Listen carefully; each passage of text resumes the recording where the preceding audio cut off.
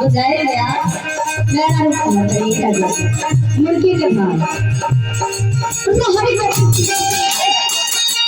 plane मलाई शकलदार मलाई हो जाएगा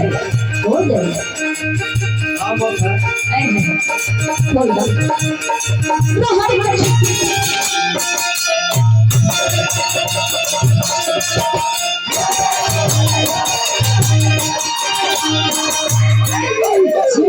चलिए लोगों मूर्ति बनवाए थे आते होने थे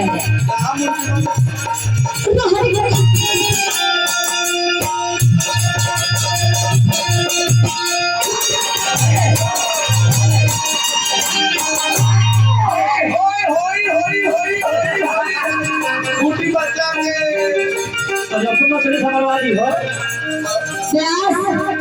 जी सेठी के बाद में पहले की बोले पर ध्यान देना अपना नचनिया से मरवाई बतले का अपना नचनिया से तरीका मरवा ले अच्छा ना चले अरे भाई भाई आज रोहानी के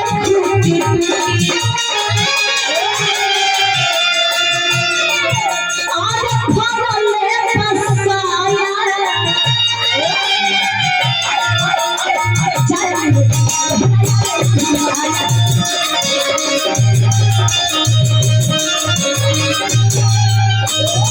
तू होश में रहता तारा के जगावे जैते लेकिन तू बेहोश में रहना तारा के जगावे जब कोई भी साथ में भेटाइए तो क्या करोगे ए कि तारिया पी के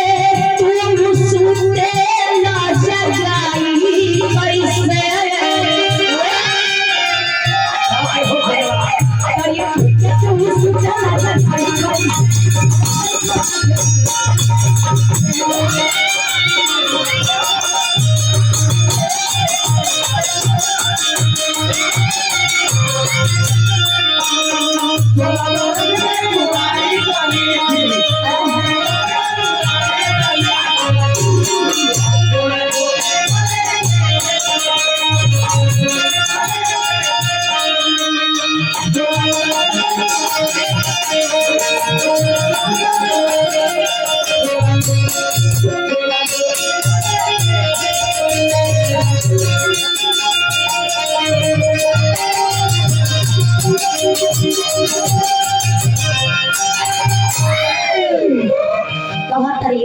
ऐसा तहारे रहन रहे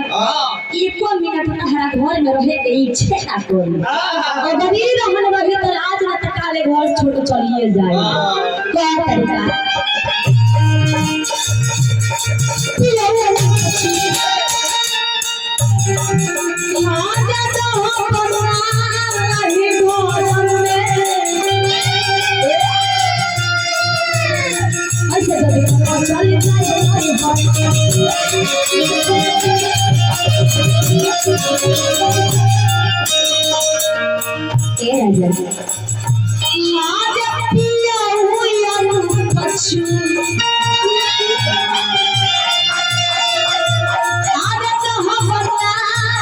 हमारा तो देखो लोग ज्यादा हमने का देख ले कि सारका पड़ी गाँव तू सारका पड़ी नहीं ना गाँव अरे वो हमने का नाम हो जा झूठ के चाटे वाला बोले भाई बन ना उदाई हमने कहे लेके कतले गाँव में तो सारका पड़ी गाँव तानी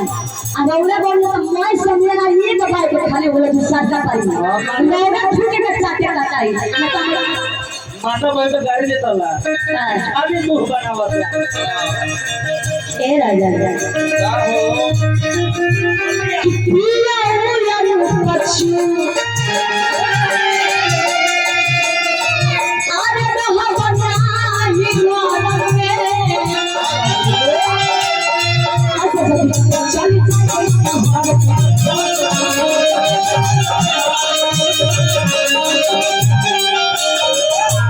भक्तिया रामायण कसे कटाई कैसे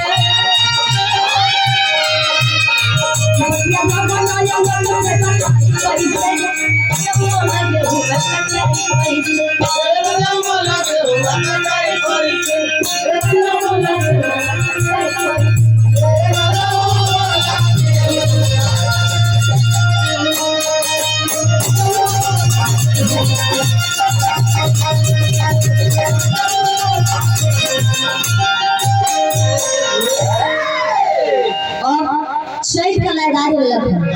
आए गो चैत का रंग बा ये गर्मी के सीजन बाटे एगो गोरिया